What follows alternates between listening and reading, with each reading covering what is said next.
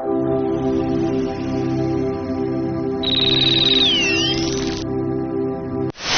bonjour à tous, je me retrouve avec Renaud Guillard qui vient de sortir un livre et la première chose que je vais demander à Renaud, c'est quelle a été l'idée d'origine pour justement sortir ce livre sur le golf.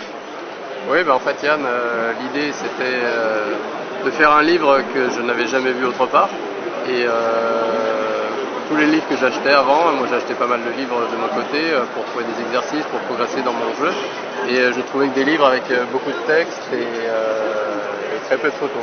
Donc j'ai décidé de faire ce livre avec essentiellement des photos qui montrent des exercices. Donc, parce que le nom du livre c'est 110 exercices et conseils. Donc tous ces exercices sont montrés avec des photos et avec quelques lignes de texte pour expliquer ces photos. Voilà, alors pour ceux qui ne connaissent pas Renaud, alors moi ça me fait plaisir de l'avoir en interview là parce que quand je travaillais chez Cleveland, Renaud était sponsorisé par Cleveland et jouait sur le tour. Alors Renaud, est-ce que tu pourrais nous expliquer un petit peu ta carrière golfique et les grands moments que tu as eus qui t'ont permis, j'imagine, de t'appuyer dessus pour justement écrire ces différents articles? Oui, en fait moi je suis professionnel depuis 11 ans maintenant. J'ai joué le Challenge Tour pendant 8 années et là je reprends cette année sur le Challenge Tour à plein temps et notamment avec une victoire à l'Open des Volcans en 2000. Et voilà, c'est tous ces tournois qui m'ont permis d'engranger tous ces exercices, de voir les autres joueurs s'entraîner et tout ça je l'ai mis dans mon bouquin. Voilà, donc si vous voulez être solidaire avec Renaud et puis l'aider à mieux jouer, je pense que la meilleure formule, c'est d'acheter ce livre.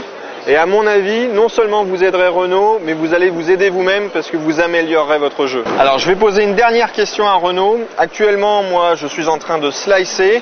Donc Renaud, qu'est-ce que tu peux faire pour mon slice et qu'est-ce qui est indiqué dans le bouquin? En fait, je vais aller directement vers la fin du bouquin. Donc il y a tous les défauts qu'on peut trouver en golf. Là, il y a le slice qui nous donne, qui nous fait aller sur, je sais pas, environ une quinzaine de pages.